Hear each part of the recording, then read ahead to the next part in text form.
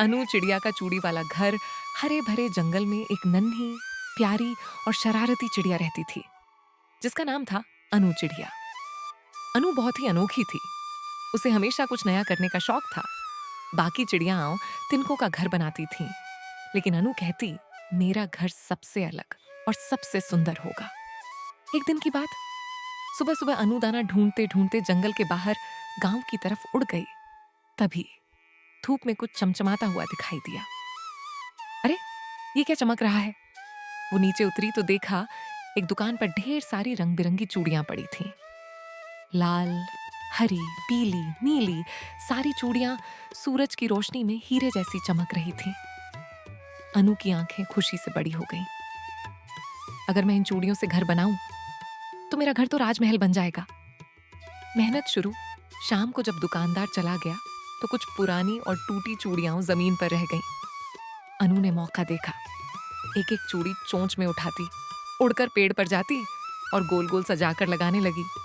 पूरा दिन मेहनत, पूरा पसीना, लेकिन अनु ने हार नहीं मानी। तैयार हुआ घर शाम तक। एक चमचमाता चूड़ी का घर तैयार हो गया।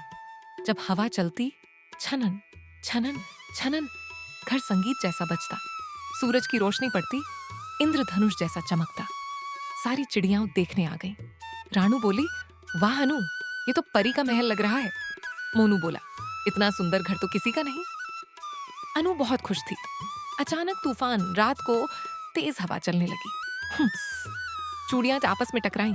टन्न छनन ठन्न। अनु डर गई। फिर एक तेज झोंका आया, कड़क। कुछ चूड़ियां टूट गईं। घर हिलने लगा। सुबह तक आधा घर टूट चुका था। अनु पेड़ पर बैठकर रोने लगी। मैंने इतनी मेहनत की, फिर भी घर टूट गया। तभी उसकी दोस्त रानू आई। रानू बोली, अनु, घर सिर्फ सुंदर नहीं, मजबूत भी होना चाहिए। अनु को बात समझ आ गई। नया समझदार घर। इस बार अनु ने तिनके, लकड़ी और पत्तों से मजबूत घर बनाया और ऊपर से थोड़ी सी रंगीन चूड़ियां सजावट के लिए लगा दी। अब घर मजबूत भी, सुंदर भी, सुरक्षित भी। सब चिड़ियां ताली बजाने लगी। अनु मुस्कुराकर बोली, अब मेरा घर सच में परफेक्ट है।